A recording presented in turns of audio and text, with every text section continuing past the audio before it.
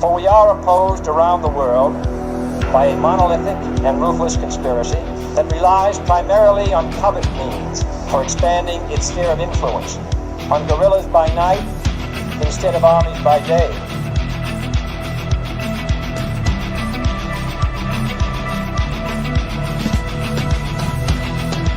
On infiltration instead of invasion, on subversion instead of elections.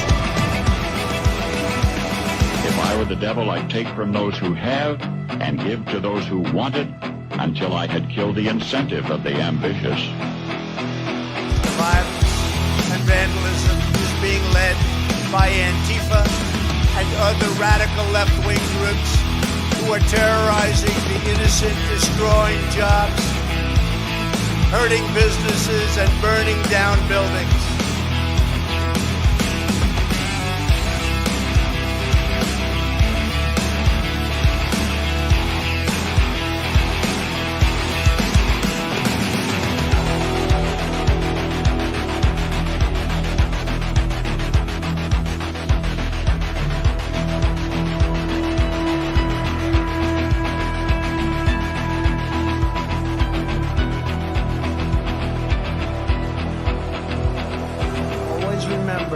They are coming after me because I am fighting for you. That's what's happening.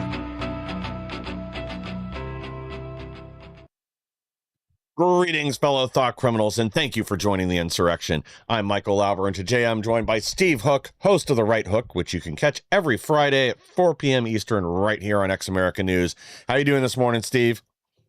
Good, doing real good. Beautiful day up here in the Northeast, so gonna be doing some barbecuing. All is well. How about you, brother?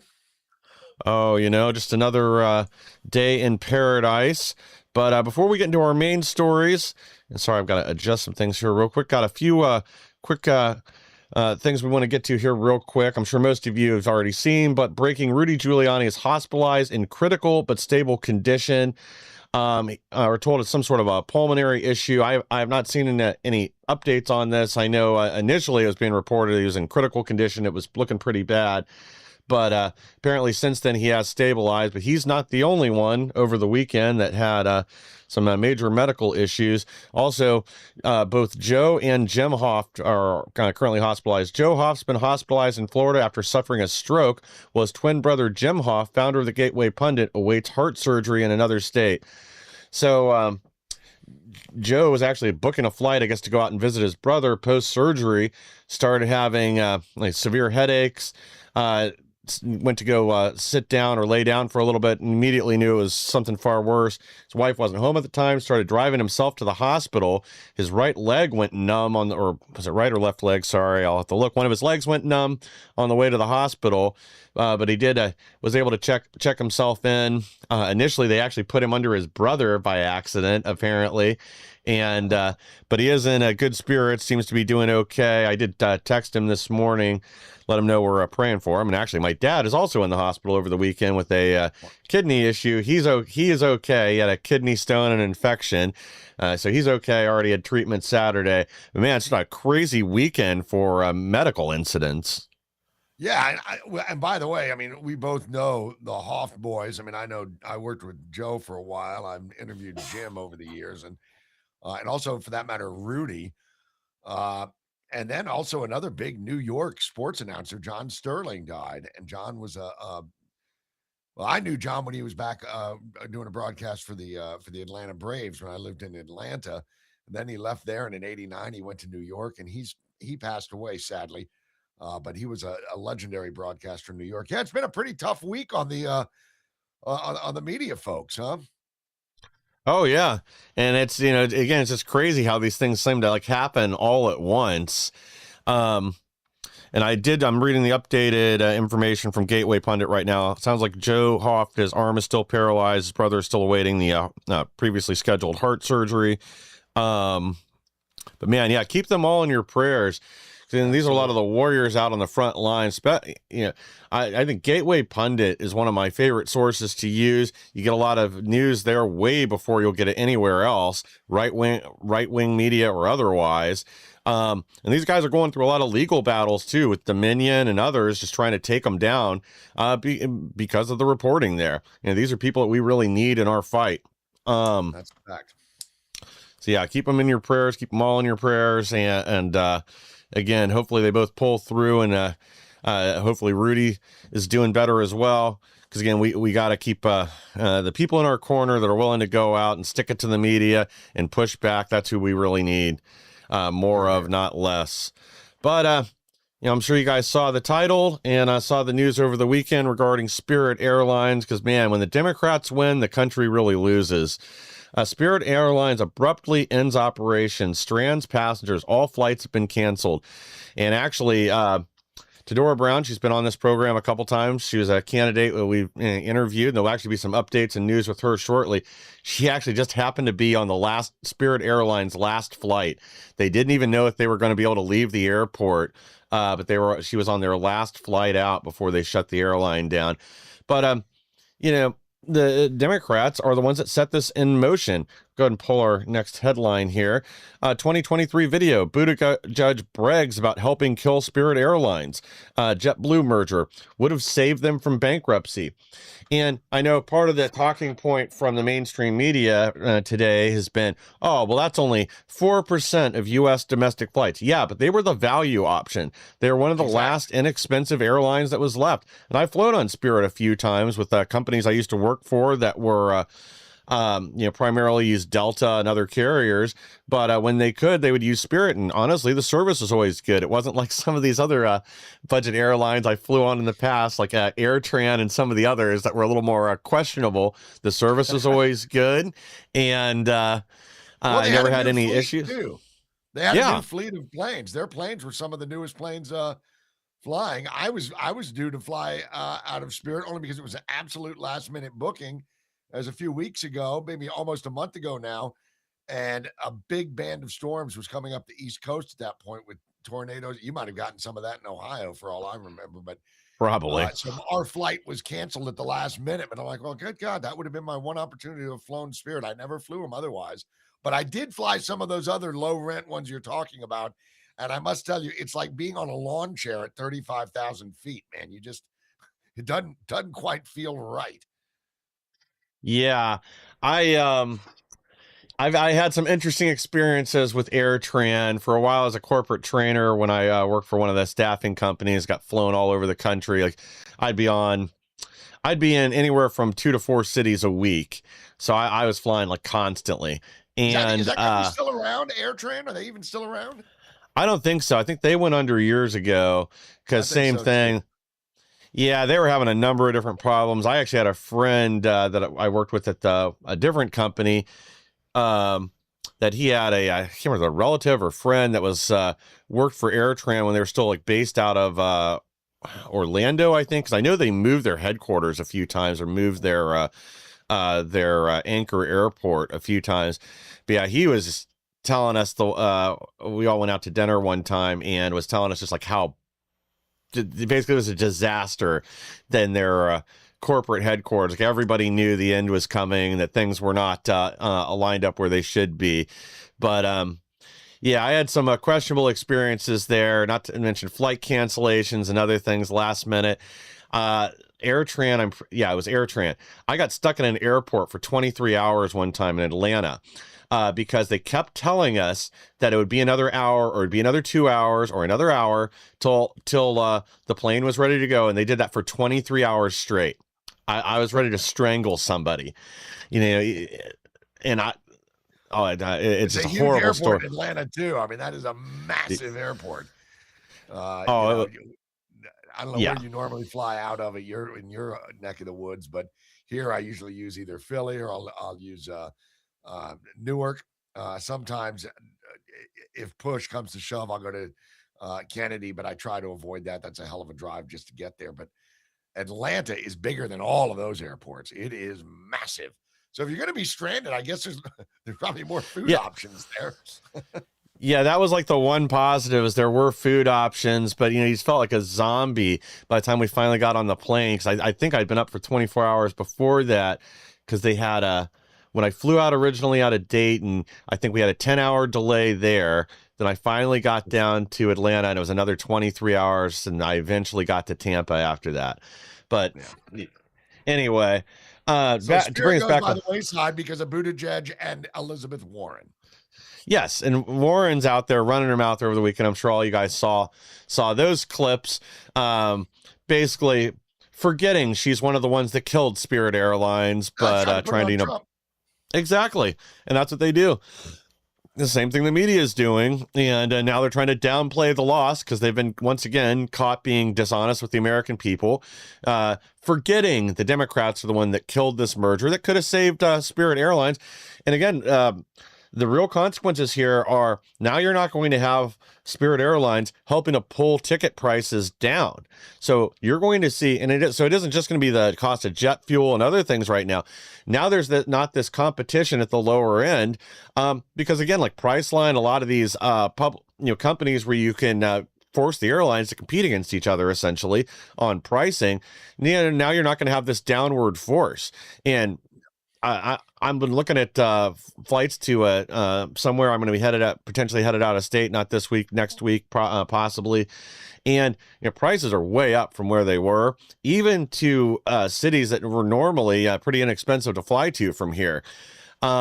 Without having that downward push from Spirit, I think you're going to see pretty steep increases from a lot of the other airlines, because is there another value option right now? I mean, maybe there's a regional one or something like that, but I think most of the value jet brands are toast at this point. Well, and the thing is, we say, oh well, it could have saved Spirit from bankruptcy. That's true, but it could also perhaps save JetBlue from future bankruptcy, because they would have, like I said, Spirit had some of the nicest planes. I mean, their fleet was very new, so it would have been a big boon for JetBlue and for Spirit. And as to your point, it would have been huge to help pull those prices down. Now all that's gone. Warren goes out there bragging about, well, not bragging, but she's trying to pin it all on Trump, like you said, completely forgetting that she was one of the main movers and shakers of blocking that merger. And of course, the argument that the left always uses is that this is going to turn into a monopoly. We don't want big business. Well, and this is how government screws all business, big, small. Yes. And in this case, it is big and small, because while Spirit may have been a pretty big business, a lot of small businesses use them for their discount fares, and they're not going to be able to use them anymore. So it's just a catastrophe. Well, that's the thing, Elizabeth Warren, emerges from her TP once again on the warpath, running her mouth about this stuff, but it's just completely out of sync with reality, and everybody knows it. So, of course, like I said, now you've got the media downplaying the result. Oh, it's only 4% of domestic flights, blah, blah, blah. Well, 4% is a big number. And even if you want to look at it as being primarily people that were budget conscious, either because buying a ticket to fly somewhere, even if it says $200, that's a big deal for them. Whether that's a lot of small businesses or private flyers, headed out of town for an emergency, or for that rare vacation. I know a lot of people, families that are really struggling right now. If they do want to do something, or they need to go visit a relative, or something else comes up, if they've got the parents and 2, 3, 4, 5 kids, that gets insanely expensive that you've got to suddenly fly across the country. And now there's going to be one less option for them that was a value brand. I mean, this affects everybody. But, once again, we'll keep restating this. When the Democrats win, the country loses. To jump to our next topic, we've covered this idiot mayor over in Washington and Seattle now that was out there celebrating, but Washington State could lose up to $750 million in tax revenue as Starbucks expands to Tennessee. So Starbucks has opened a second headquarters down in Tennessee. Everybody knows they're planning on closing in Washington State and gradually moving all their operations there. And again, it's because of these punitive tax policies that the left keeps issuing in blue states, whether it's California, New York, Illinois.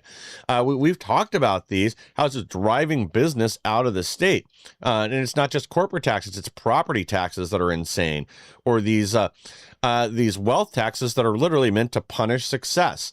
And again, the wealthy are mobile. If they see something on the horizon that is going to be government reaching into their pocket and suddenly the juice isn't worth the squeeze, if you're going to stay in one of these blue states, you get your ass out of there because you can afford to.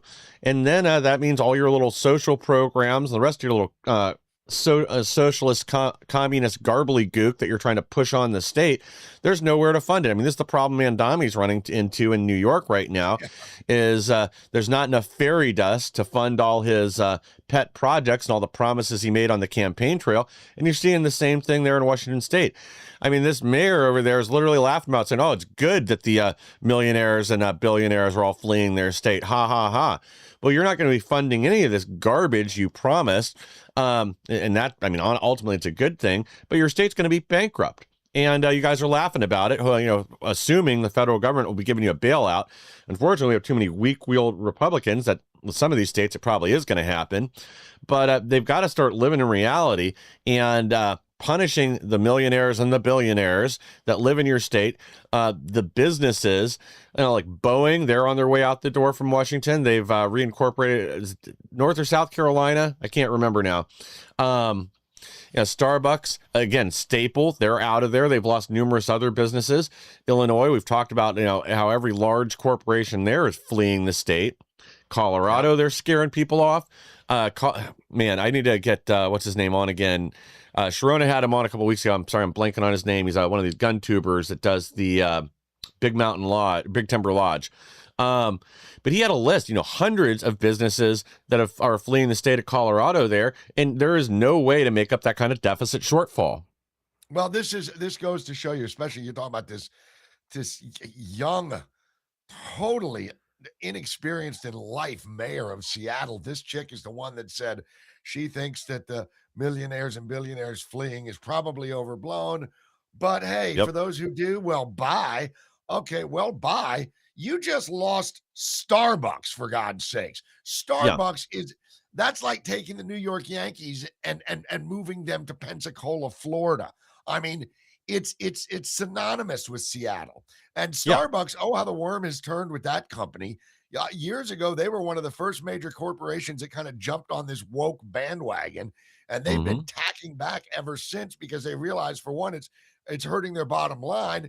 And for two, it's doing nothing for their branding. The Bud Light fiasco scared a lot of people away from this woke garbage. Well, Starbucks was one of the first ones. And if there's anything that's anti-woke, it's a Tennessee from Seattle, Washington. I mean, a group from Seattle, Washington moving to Tennessee. That is as non-woke as you can get. And it's all about the money. They're getting taxed through the nose. And those people like this mayor, this idiot mayor, they don't know a damn thing about economics. They don't know how it works.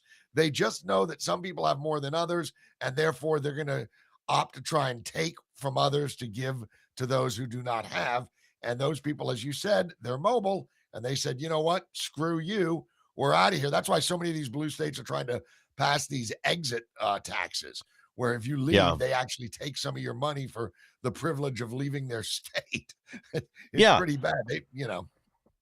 California is trying to push one that it's 10 years, whether you're a resident or a corporation, that they're going to continue to reach into your bank account for 10 years after you leave, because they assume, they're the reason you became a success, not your own ingenuity, hard work, labor, or innovation. But these trust fund socialists just don't understand reality, whether you're talking about Mamdani, Kate, whatever her name is, in Washington State, or any of them. They don't understand how the world works. They're disconnected from reality. And then when they finally are forced to face the repercussions, they blame Trump or they blame the right or whatever. They always have excuses. They blame the rich. They said, well, you see, they were greedy. They didn't really give a damn about our community to begin with. That's why they left, because they're greedy. It has nothing to do with greed. It has everything to do with actually keeping a business afloat, expanding survival, business, creating jobs, making a profit. That's not a bad word unless you're a leftist, where they want to control everybody's purse strings.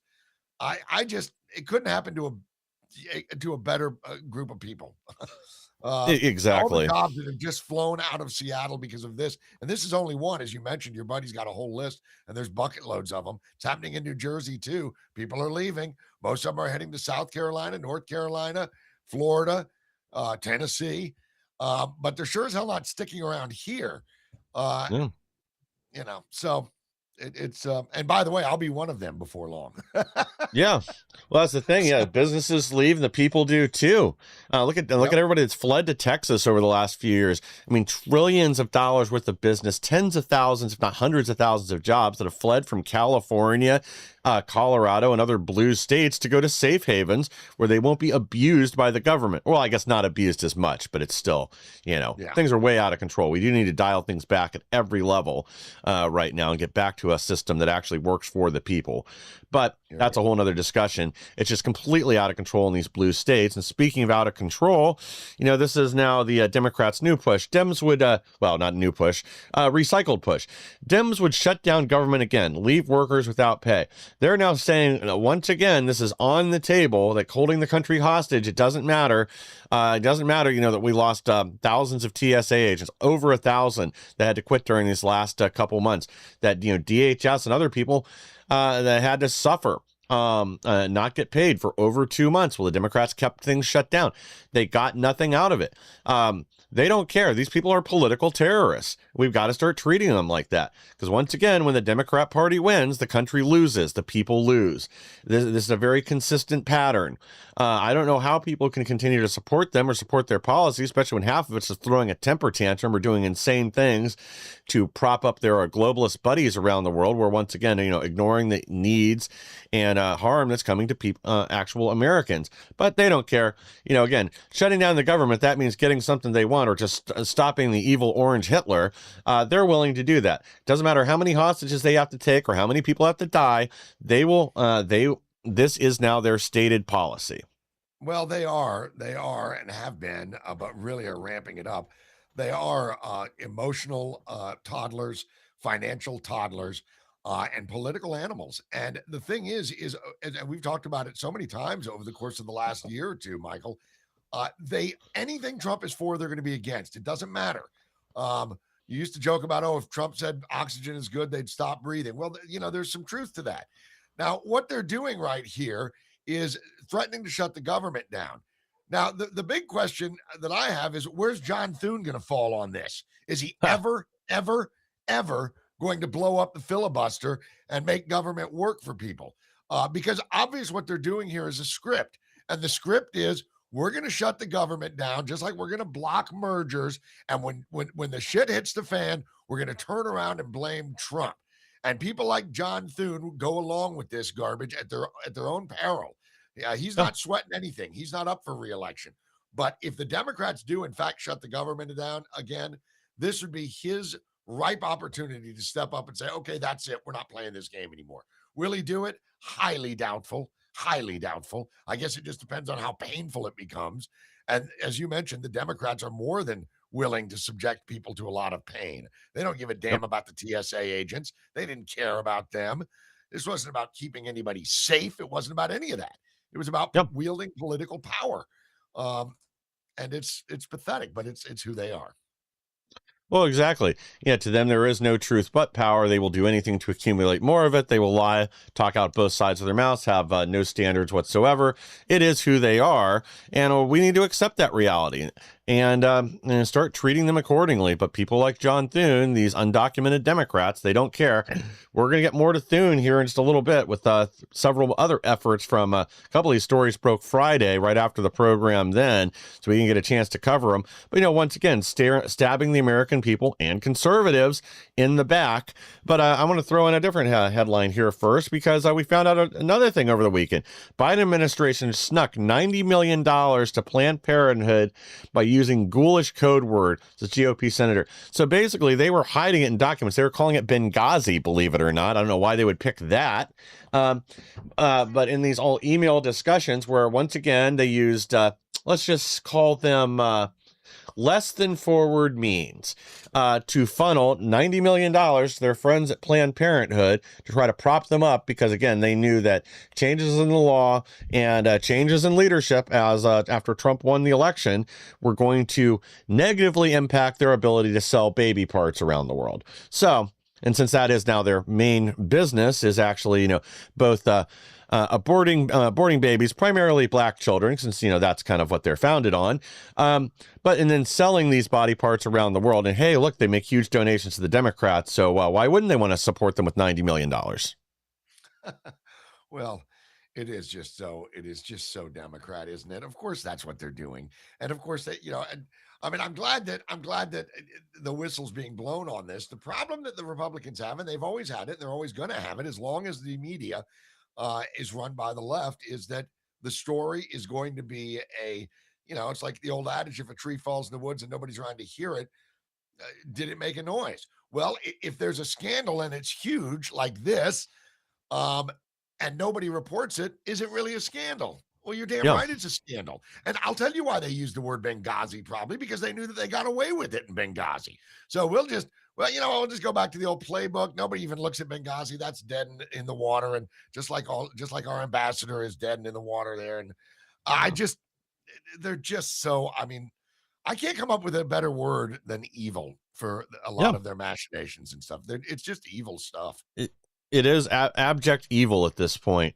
It isn't a political disagreement or anything else. I mean, these people are demonic, and there's no getting around it. And unfortunately, a lot of their voters are too. These people are soulless monsters that need to be purged from our society, one way or another. I mean, again, if these are the things that you really believe, and every one of them harms our country, strips our sovereignty, imposes more burden on our citizens, or just props up this nonsense, this LGBTQ child indoctrination that they're so fond of. Do we really need these people anymore? I mean, what's the point of having them here? If they are just so bent on our destruction, what's the point? Well, but, we talked about it, Michael, and I would just say this. This is all I'll say. I'll get off of this but I know that was a hypothetical question, but here's my answer to it. Yes, I feel horrible about these people that are so riddled with this hatred for one man and anybody that would dare support that one man. But these people were made.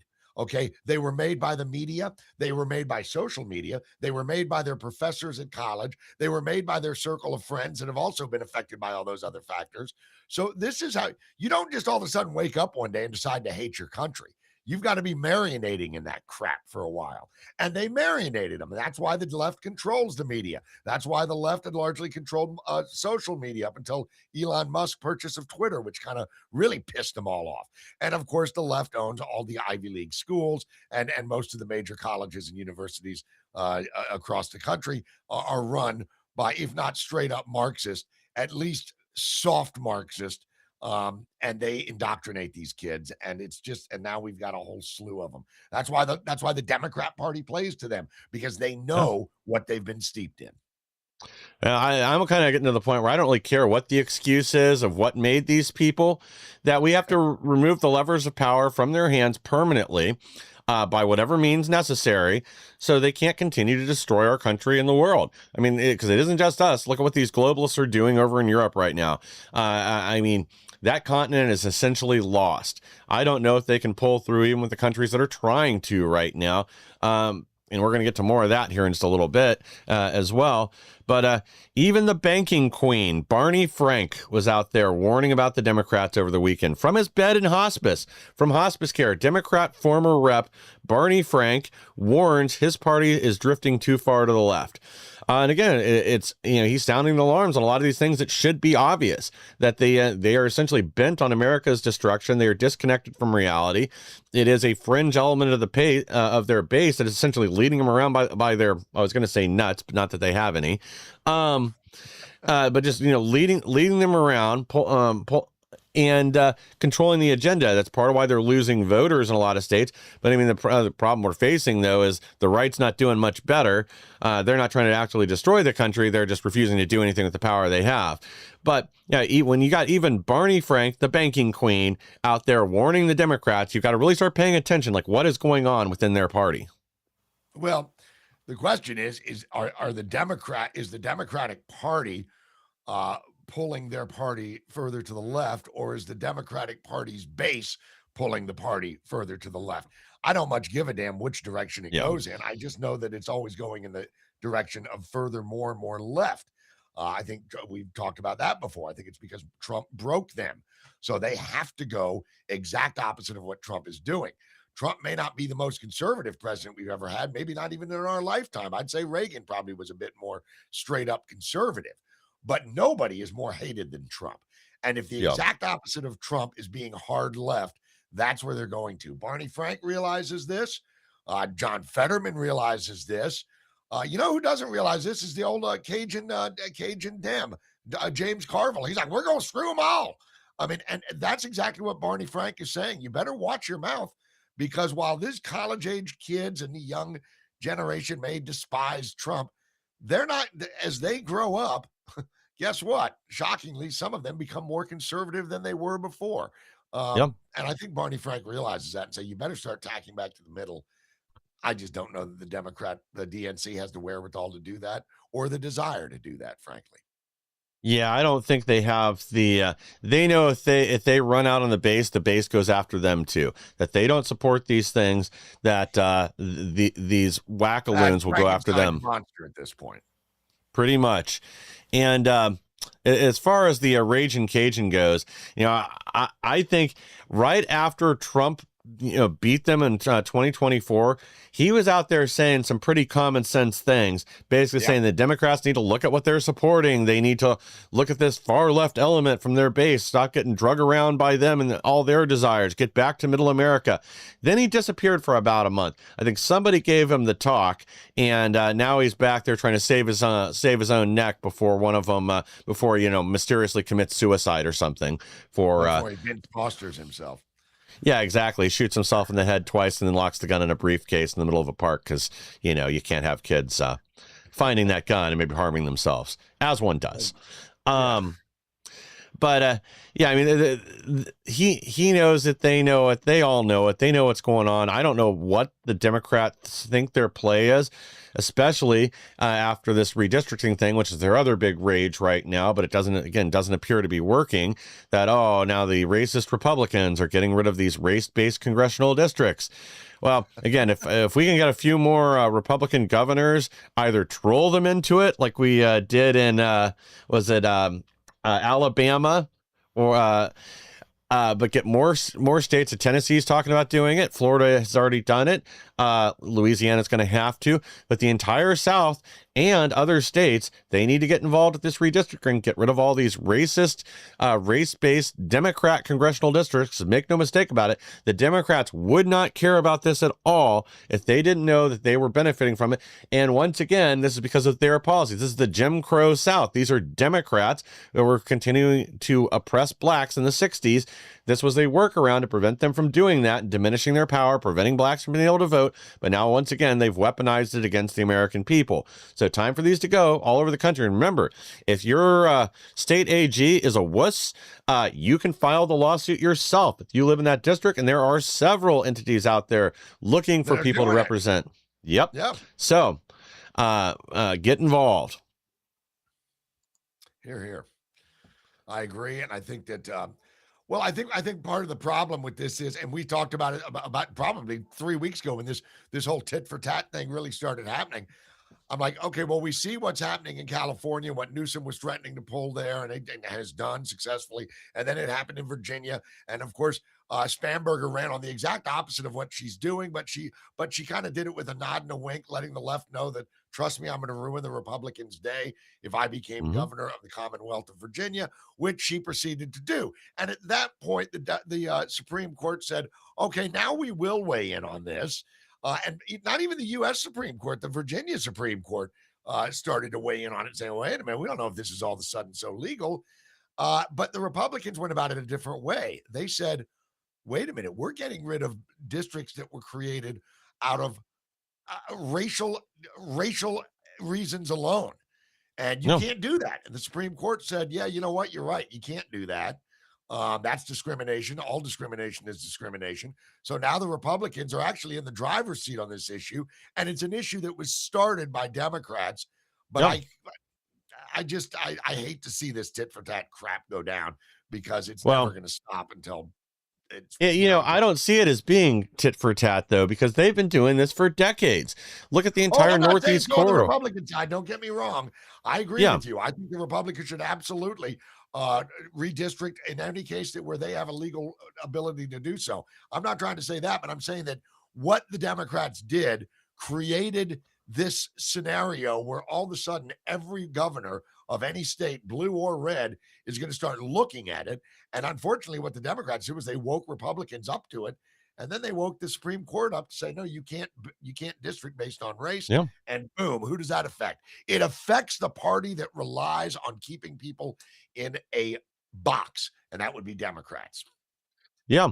Well, it's about time Republicans got in the game on this. Because again, the left has been doing it for decades. Look at the entire Northeast corridor, where, you have states where you have 48% of the population voting Republicans, and they have 0 to 1 seats. They have basically no representation because of how they've drawn these district lines. Like, this is nothing new.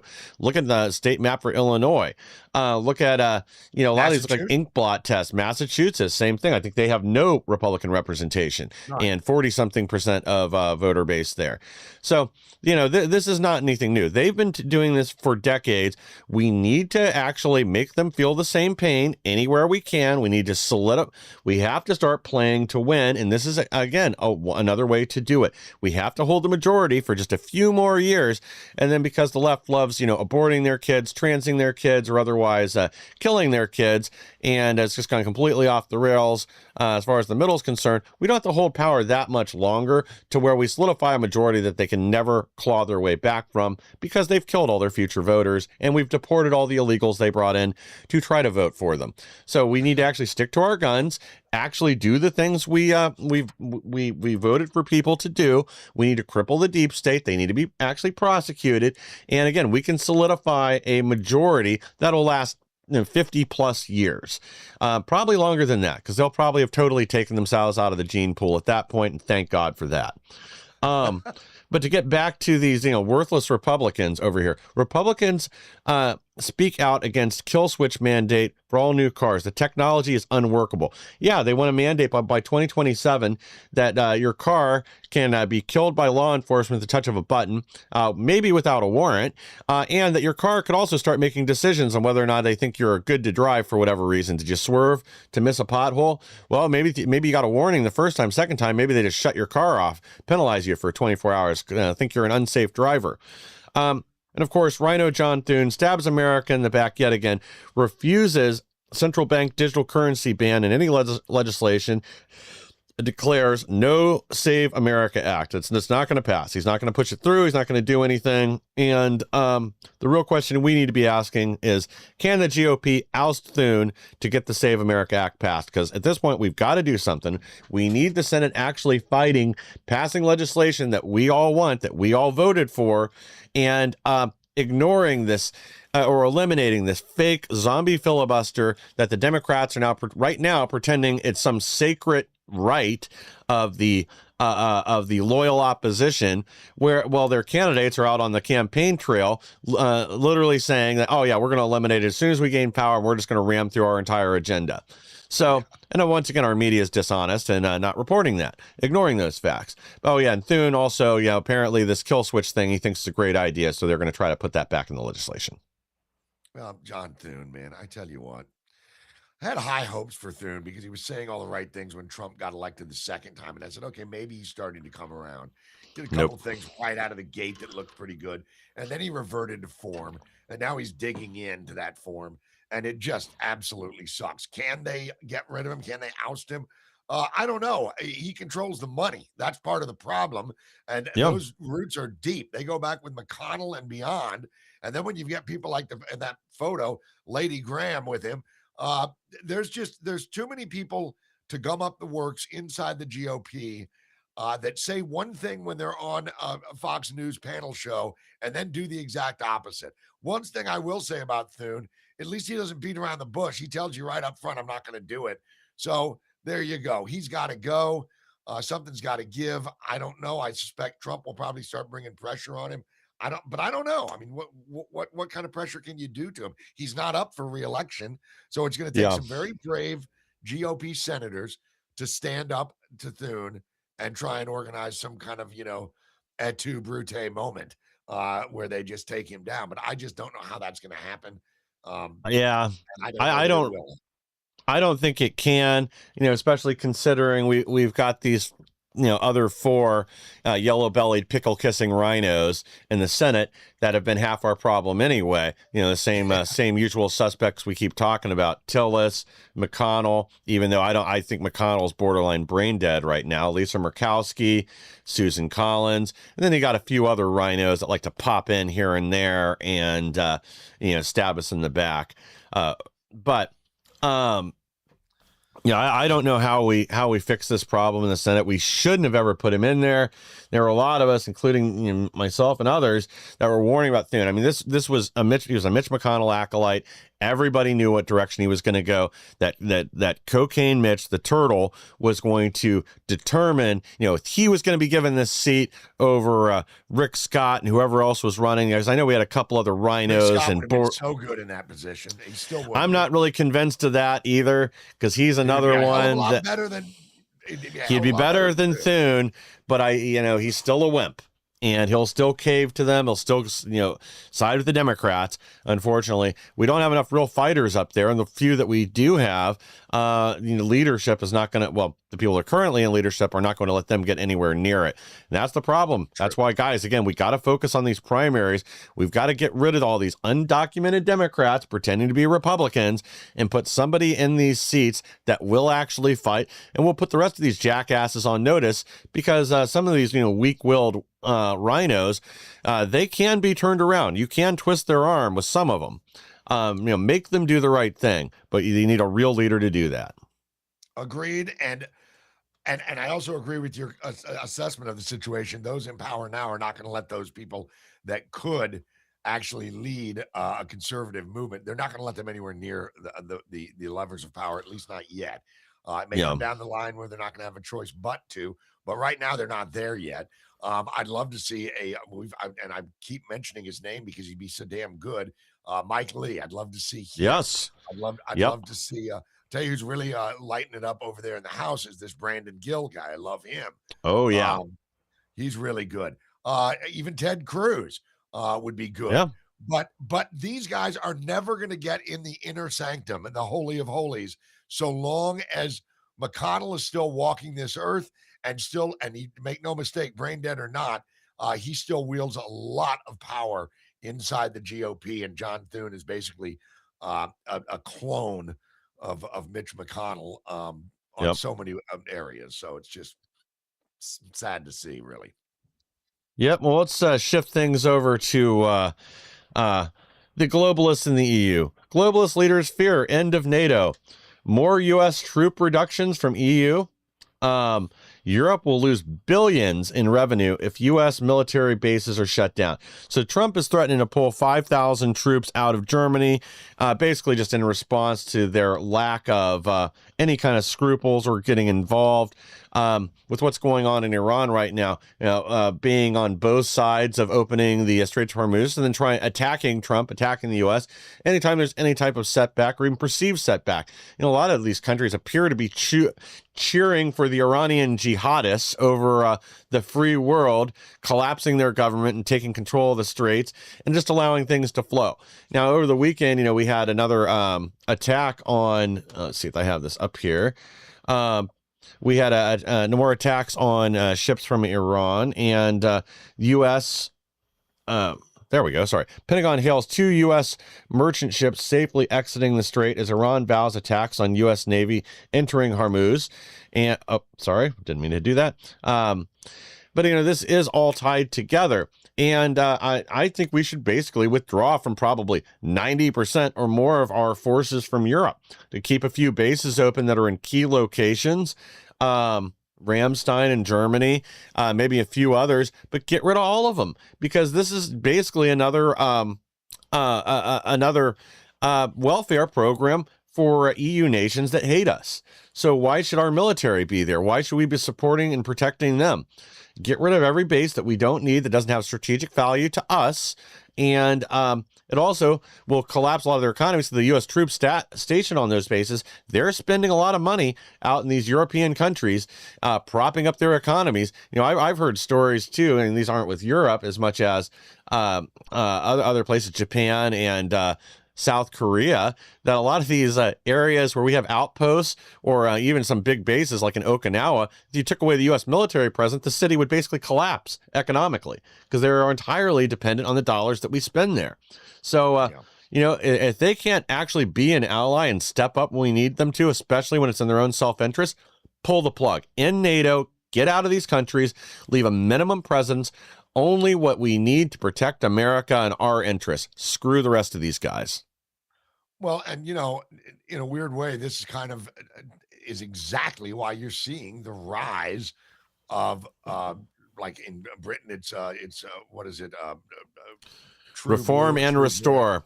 Reform and restore. Obviously, the parties, but I mean, you're getting these basically these nonprofit groups that are getting together and they're rallying people. True Brit and stuff like this. And you're also seeing this in Germany, by the way. So where is this game played out before? Well, it's played out in the DNC. They hate Trump so much that they would rather just, you know, shoot themselves in the foot than ever accept that Trump may be right about something. And the problem with a lot of these European nations, especially Germany comes to mind immediately, is that they have seeded their own country with so many radical Islamic fundamentalist, thanks to Angela Merkel and her band of globalist idiocy that destroyed Sweden, that's destroying huge swaths of Europe.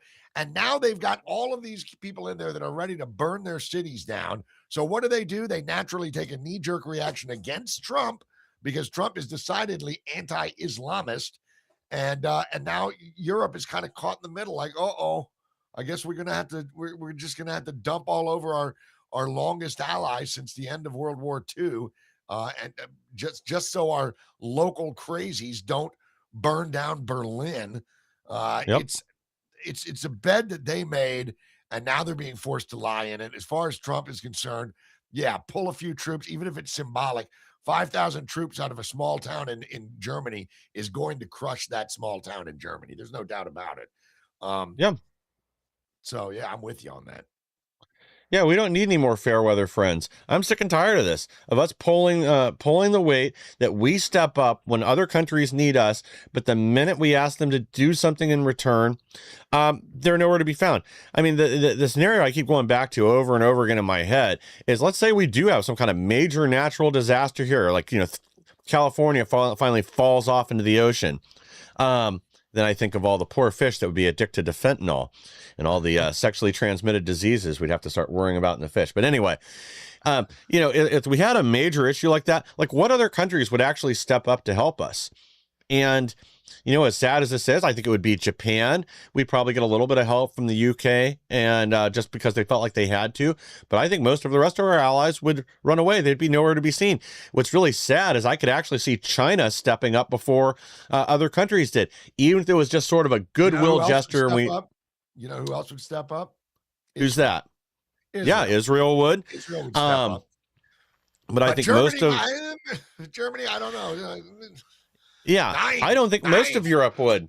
Even though, you know, we look at how many countries we saved in multiple wars, how many people have, you know, U.S. citizens, servicemen have died for their freedom over there. But that's all forgotten. That's all gone. They don't care anymore. So, and that's you're right. Well, that's the reality we live in now, and we have to start addressing the situation there. Not to mention, again, them working directly against our interests at the EU and all this censorship nonsense in different countries, trying to, take Elon Musk to task for all the hate on X, or getting other social media companies to bend to their will and, again, censor information that is true, that is inconvenient for their communist globalist governments there. So, You know what? Time to teach them a lesson. Let's withdraw. Let's have less Americans in harm's way. Let's save the money. And you know what? They can deal with their own problems. If they want to get in a fight with Russia, let them. Not my problem. Not my monkey, not my circus. Well, you may see a global reset in that way. I mean, we may start concentrating a little bit more in our own hemisphere. God knows we're doing that with Venezuela. Bukele's doing wonderful things in Argentina. And El Salvador and all that area is starting to go the right way. Maybe it is time to tell the old friends, hey, you know what? You're proving that you may be old friends, but you're not good friends. At least not now. Yeah. Now, maybe some of this will change when Trump leaves office, but I don't think it's you can't blame all this on Trump, for God's sakes. Trump has done a lot of great things for all of our allies over there. And they haven't, who spent more on Ukraine than the US, or Europe spent more. Yeah, but which country? The U.S. has spent the most. It's not even close. So I'm sick of the fair weather fandom myself. I'm with you on that. Screw them. Force them to the table and see what happens. Or don't. Just let them go home.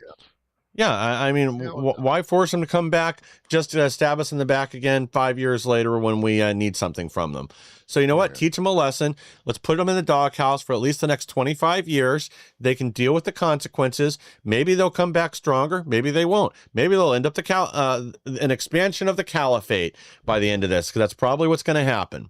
But either way, it won't be our problem to deal with. Speaking of the caliphate, the Somalis have taken a break from ripping off the U.S. taxpayers through their clearing centers, and they've gone back to piracy.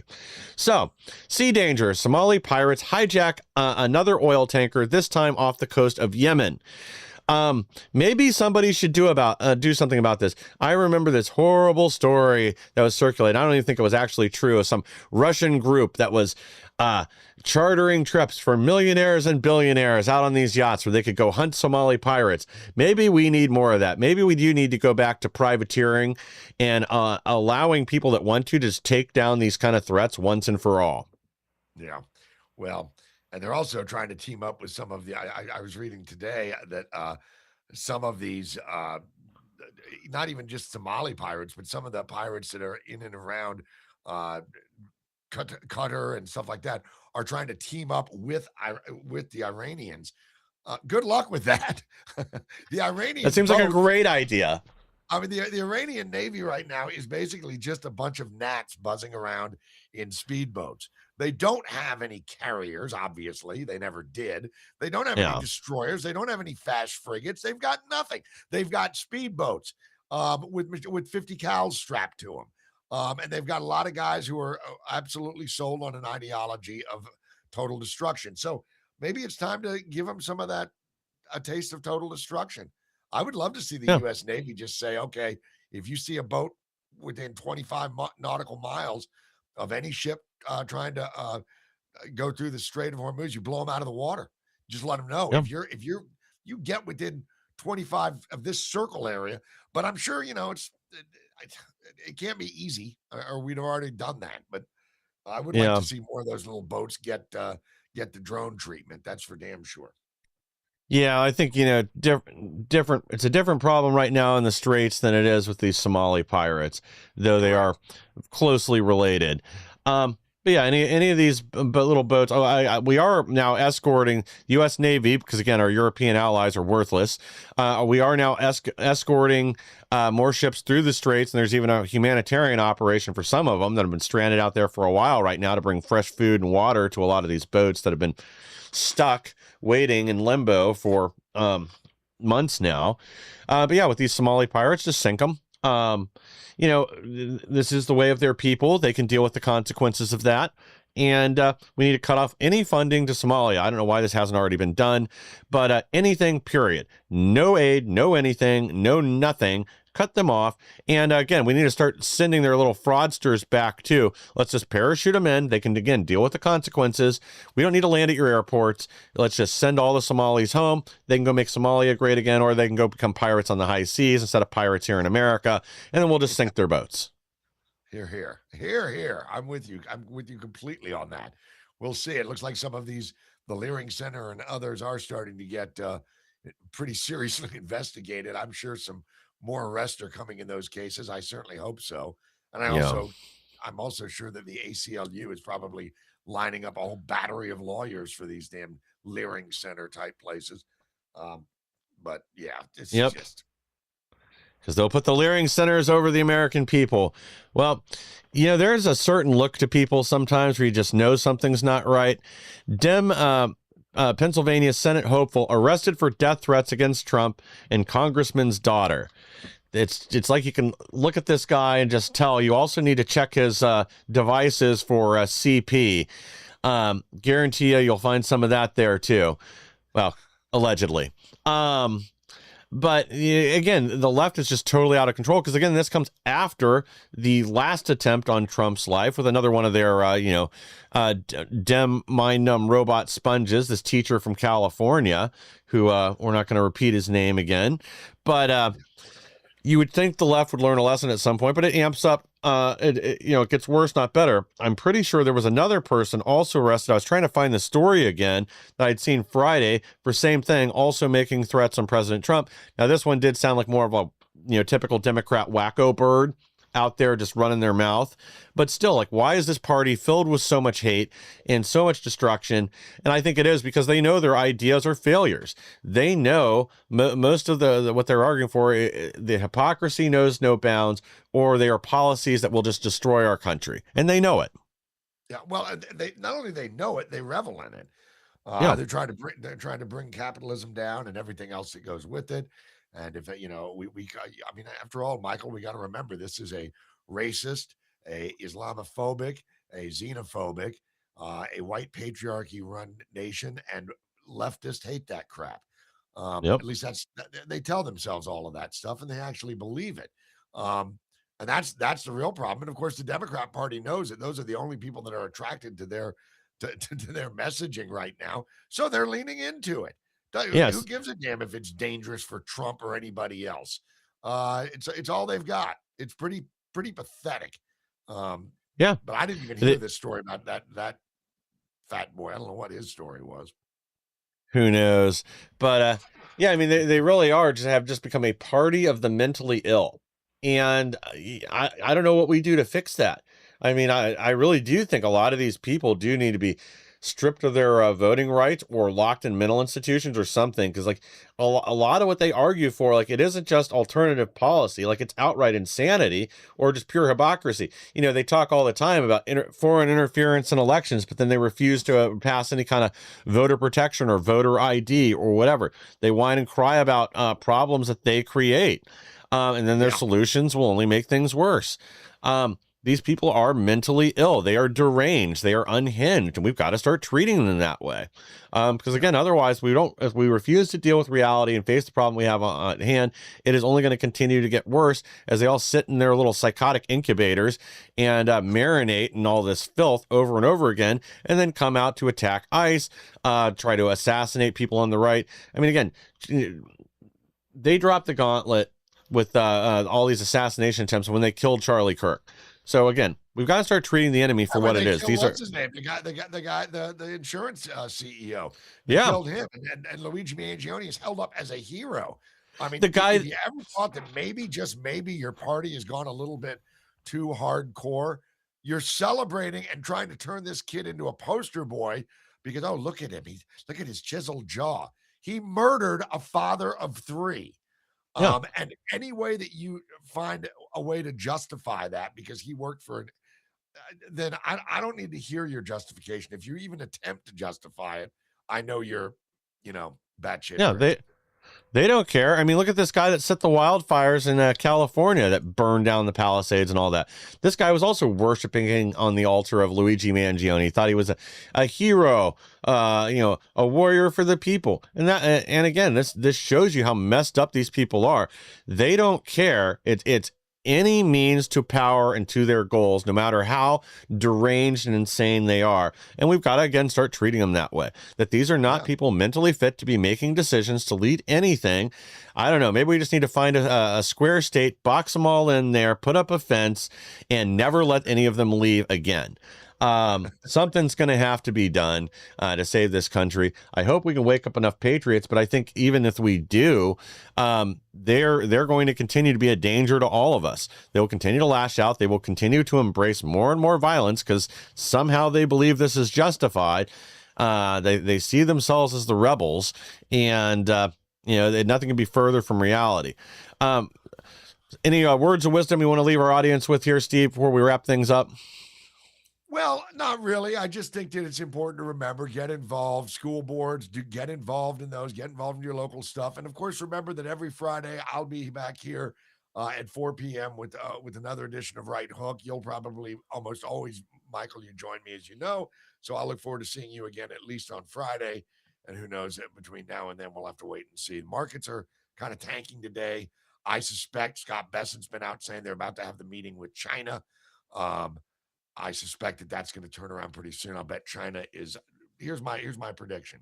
Within 2 weeks, you will start seeing China put some very serious pressure on Iran to back off of their their behavior because it's hurting China right now. So we'll see. Yeah. That's just a prediction. Hope I'm right. I think you are. I was watching, I think it was China Today over the weekend. One of the programs I've talked about on here a few times, it seems to have really good insider information with what's going on the ground in China, talking about their economic and production data, where they've just fallen off a cliff over the last few months, basically since we went after Venezuela. They had to cut a lot of their plastic production and other stuff then when the Ghost Fleet got disappeared, essentially. And the situation has only gotten worse, that they're on the verge of riots in a number of cities due to companies being shut down, people not getting paychecks, all the corruption with their banks. Basically, they're fighting wars on multiple fronts there. But, our media doesn't accurately represent what's going on in China. And I get some of the stuff from like China Today and some of the other sources is a little overblown and a little overhyped, but I think they are painting a clear picture of what's really going on the ground there. Even if some of it is slightly exaggerated, it's still essentially the truth. But Steve, I want to thank you for joining today. And again, thank you to our audience for being here with us. Please like, share, and subscribe. Help us to grow so we can bring more people the news the mainstream media doesn't want you to hear. And I'll be back